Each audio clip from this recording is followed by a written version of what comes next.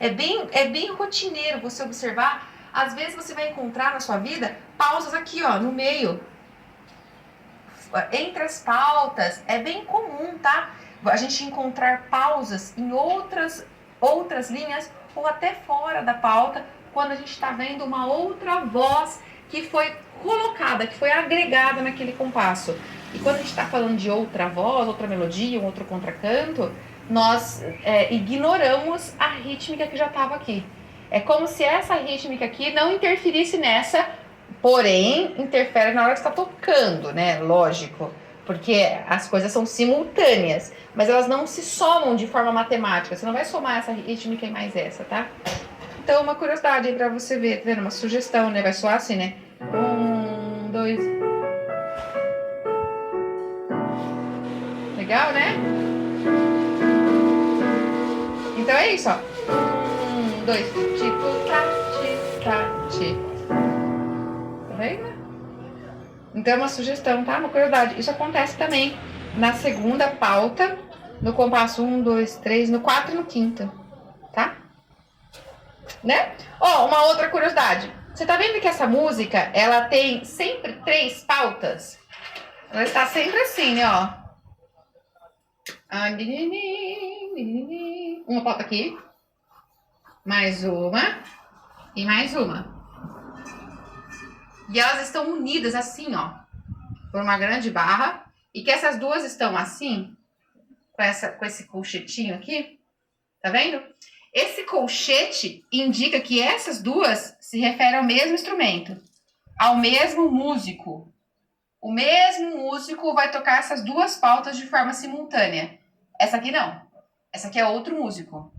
Mas ela está ainda unida aqui numa única barra para mostrar a questão da coincidência, da leitura vertical que tem que ser desenvolvida. O que está nessas outras duas aqui para um único músico coincide com o que está aqui em cima para o outro músico. Ou seja, isso é uma escrita para 2 músicos.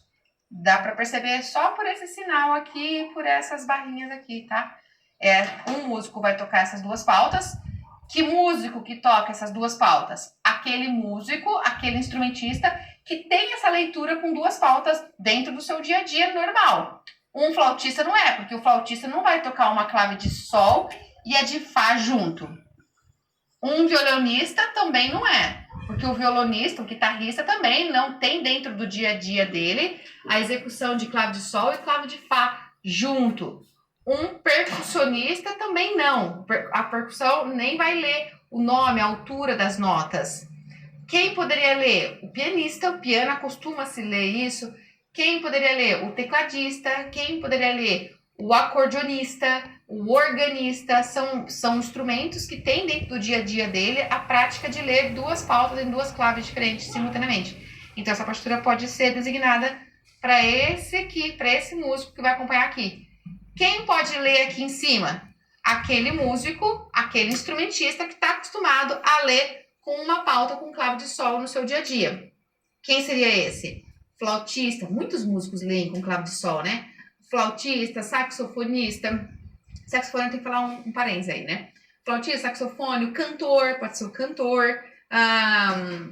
Nossa, são tantos instrumentos. Guitarra, o violão. Por que eu falei que o saxofone tem que ser feito um parênteses? Porque o saxofone é um instrumento transpositor.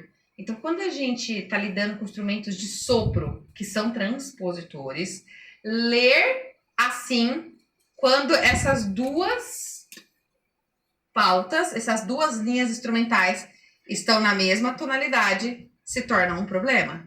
Você está vendo que todas elas estão com os mesmos 3 sustenidos? Fá, 2, sol. As 3 pautas. Então, esse músico aqui está lendo numa tonalidade específica, que é a mesma tonalidade para esse músico aqui. A quantidade de sustenidos, talvez você não tenha aprendido isso ainda, mas você vai aprender ao longo do seu avanço na música. A quantidade de sustenidos indica, dá uma dica ali de que é um tom específico. Então, quando eu tenho o mesmo tom escrito para os 2 instrumentos e eu entrego isso para instrumentistas que têm categorias diferentes, por exemplo, um instrumentista não é transpositor e o outro instrumentista é transpositor, isso vai dar pepino. vai dar chuchu e não vai dar certo. Porque o instrumento transpositor, na hora que o músico toca, sai outro som, transpõe a tonalidade. E não é por culpa do músico. O instrumento é transpositor. Automaticamente, o músico toca isso aqui e sai outra sonoridade de outro tom, sai outras notas. Ele toca uma nota, sai outro som de outra nota. E aí dá problema. Porque se você reparar comigo, repara bem, tudo que está escrito nessa pauta aqui de cima, que é a pauta para esse solo da música, é a melodia que está escrita, tem até a letra, você tá vendo que essa pauta de cima tá com a letra, né?